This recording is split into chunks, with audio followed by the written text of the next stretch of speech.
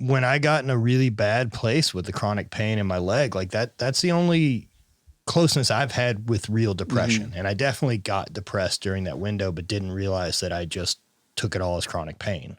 Right. And, never got to a self-harm place, but I was also very aware that had the last surgery in my knee not gone well, I wouldn't have lived like this forever. Right. I know that I wouldn't have rode out the fucking clock. Yeah.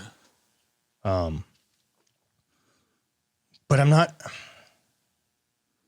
I don't know. Like, I guess I don't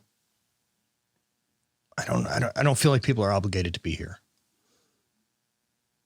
You know what I mean? And I feel really, really bad for anyone that I feel so desperate and backed into a corner that they've actually considered not being here. Yeah. And I just have such an empathy for that lost. Right. That you don't have answers and you don't know what to do. I mean, I'm all for freedom, man. I'm an American to the bone. So I understand what it's like. Nobody has an obligation. It's your choice. It's your life. The problem that I have, and the ironic thing is, I remember one of the kids in high school committed suicide. I refused to go to his funeral because I'm like, that's a chicken shit way out. I felt the same way. Bullshit. Like, I don't get it. And in life, fucking drop kicked me in the goddamn face. Yeah. I felt the same way, man. You're going to experience it, and let's see what you think then. Yeah. And so the thing that saddens me about suicide, going through it, and I know it's different for everybody. But I think in some ways it's similar for everybody too. Most of the people that commit suicide is because they can't see the light. Like, all they see is darkness, and it's so consuming. And it's like, there's multiple people that have committed suicide that affected me. One of them was Dave Mirra, and I never even knew him. Right. But, BMX guy, like, I know Dave. Yeah. And he was such a great guy, and he was doing such a great things for kids and communities. And even before he died, they were planning to open a new park for the kids.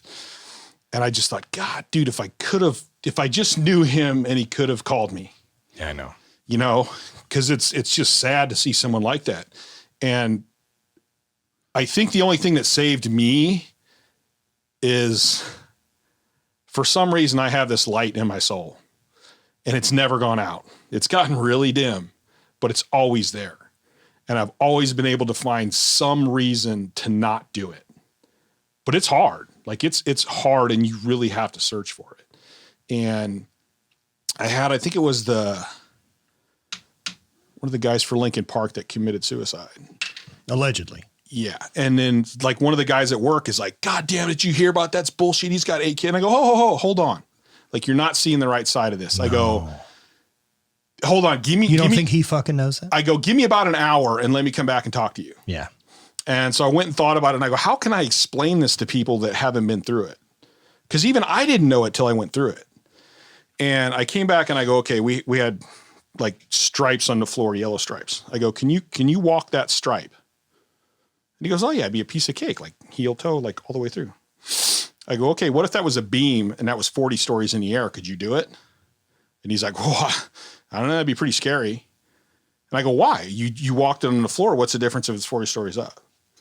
He's like, well, you could fall off and die. I go, okay, well, the same thing that's in your body telling you not to do it because it's 40 stories up when you could easily do it if it was on the ground.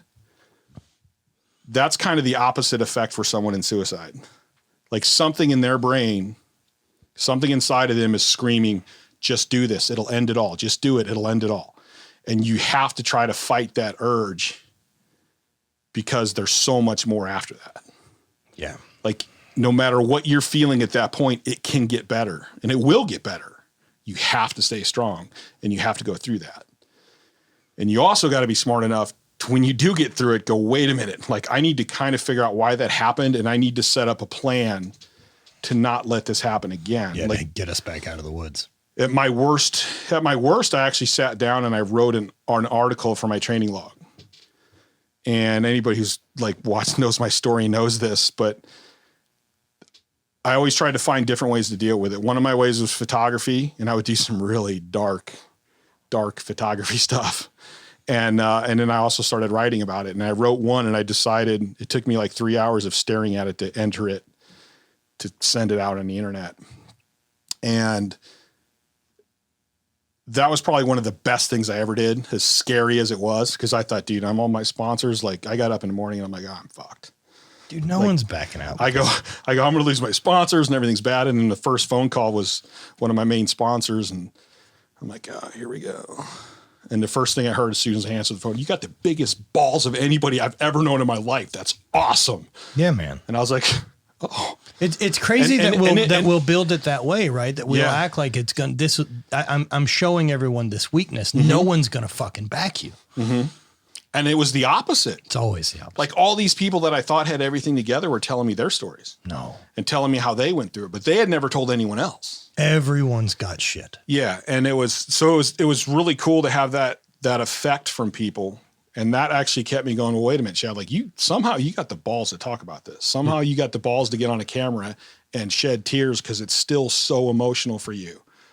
I go, you need to keep doing this. Like this is a gift that some people don't have. They can't do it. And again, to me, it's a challenge too. Like, can I be this open with people that I don't even know? Hey, here I am. This is me. Now, do you notice that you get like feeling those challenges, right? Those little hurdles that pop up that like the nervousness of talking about it, the being more public, the pushing enter on that thing. Anytime I've leaned into that and followed that, like go against whatever that nervousness is, it's always been good. Yes. Like it's never a red flag of I'm not good enough. It's always an exposure flag of like, I'm showing people more about me than I should. Yeah. And it's never gone bad. Yeah. I've never had it go bad. I mean, there's a few things here and there that people might say, but who gives a shit? I don't care. Right. You can't please everybody. You know? Never have been able to. Never have been able to. So I mean, it's, like for me, it actually, as hard as it can be at times, it still makes me feel really good. Makes me feel good that I can do it. It makes me feel good that I've helped people. Even when I think I came up with this concept when I was like 19, and it was like on my deathbed, all I want to know for sure is that I made a positive difference in this world. I don't care how big it is. If I was going to be on this planet, I want to know that I had a positive impact in this world. So with that said, you have to know that, right? You know, that's a silly fucking thing. That's a silly fucking thing that you're going to say to me, right? That you're going to say, it doesn't matter how, you just said that. You said, it doesn't matter how big it is. Mm-hmm. And then you've also followed that up with people have reached out to you to say what your story meant. So would you say that's a 1% fucking increase in impact and positivity? Oh, it is. It definitely is. But yet you can't tell me. That's what I'm saying. The funny part about my brain. And I know it because I would do the same. The funny part of my brain goes, yeah, but you could do more. Of course. Of course you could do more, but that doesn't mean you're not doing well. Right. Like I run into that too. And it always manifests in different ways. When I was competing, it was always, I could throw more, I could do more, I could be doing this better, blah, blah, blah, blah, blah. And now business wise, I mean, right now I'm having fun trying to make money. Yeah. And so anything that goes that route is what I'm doing. Yeah. And so I'll feel behind. I feel like I don't know what I'm doing. I fucking have no clue. I'm trying to figure this out. I should be smarter with this. I don't understand why I can't get it. And I know people that can. And then I have to have real moments where I'm like, you have an incredible private gym. Mm-hmm. You have a house where you want to live. You get to make content that you like all day. That's your whole job. Mm-hmm. Is making shit you're into. What the fuck else do you want? Yeah. And like, I need both. But I think that's our personality. And I think it's a good thing. Like we're never going to be complacent. We're never going to feel content. Never. It's not going to happen. There's no such thing as content or perfect or enough. There's also no there. Mm-hmm. That's another big one. Is that if you ever think that it's like, if I can just get here, it justifies everything. Isn't that a scary thought though? But think about how many times I've done it. Like I've done it in the past with relationships and friends and any of this where I've been an asshole or any of these type of things. Like even if it's just, I'm missing out on stuff because I'm focused on this other thing. Right. And because, and maybe handling it poorly because it's like, oh, they don't understand what I'm into. Right. Fuck them, blah, blah, blah, blah, blah. Right. And it's not their thing. They're not going to understand. Right. It's for you. Right. And so you just, got to, handle those people better. They don't know, they don't have it. And so you just have to keep doing your thing. Yeah. But see, that's a challenge for me too. I like that challenge. Like, okay, I need to understand better and communicate better and be able to go, okay, well, this person just doesn't get it. So what do you care? Like and at some point, and it doesn't mean they're bad. It doesn't mean they're wrong. It just means they're right? different. Like, because you don't see bees explaining to flies that honey's better than shit. Yeah.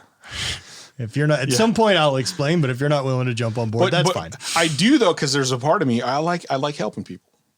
So if I see people that have a problem, or like say the person that bitches about his job, it's like, dude, it's your choice. Like, go get a different job. Get a different job. But there's a point where, okay, I want to help them, but they're not going to understand. No, you need to know when to cut that tie and go, okay. But they also don't understand that maybe getting to help maybe 3 years from now, but we need to start now. Yes. Yeah. At least start thinking about it. Well, like, if you're unhappy with your job, it may take 3 years to get into a position or a job or a place that you'd like to be in, but we need to start now. It's when do you plant a tree thing? But do people really, it seems to me, especially with all the turmoil we got going on in the world right now, I'm like, how much do people really think about, like I hear people talk about wanting to be happy.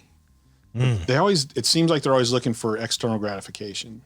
That's how a lot of people measure. Instead of going, to truly be happy, you got to go inside and you got to figure the things out in you, and that will help make everything else, like searching for that happiness and everything, will be easy.